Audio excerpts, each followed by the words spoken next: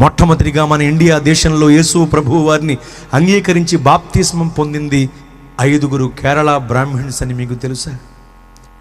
దేవుని ఏర్పాటును బట్టి అపోస్తలుడైన తోమా గారు మన దేశానికి సువార్త కొరకు వచ్చారు. సువార్త కొరకు మన దేశానికి వచ్చి మలబారు ఆయా తీర ప్రాంతాలలో ఆయన అద్భుతమైన సువార్త చేశారు. ఈ క్రమంలో ఒక దినమున ఉదయాన్నే లేచి నడుచుకుంటూ ఒక ఊరికి వెళుతున్నారు. ఆయన నడిచే అలవాటు కలిగిన వాడు తోమా గారు. ఎందుకంటే యేసు ప్రభువు వారు శరీరధారిగా ఈ భూలోకంలో ఉన్నప్పుడు ఇజ్రాయెల్ దేశంలో 430 ప్రాంతాలకి కేవలం కాలి నడకమే తిరిగేవారట. ఆయన వెంట సంచరించిన వీళ్ళకు కూడా నడక బాగా అలవాటు. కాబట్టి తోమా గారు నడుచుకుంటూ వెళుతున్నారు. పైగా అప్పుడు ప్రయాణ సాధనాలు అవి అంత సౌకర్యాలు వాళ్ళకి లేవు. నడుచుకుంటూ వెళుతున్నారు.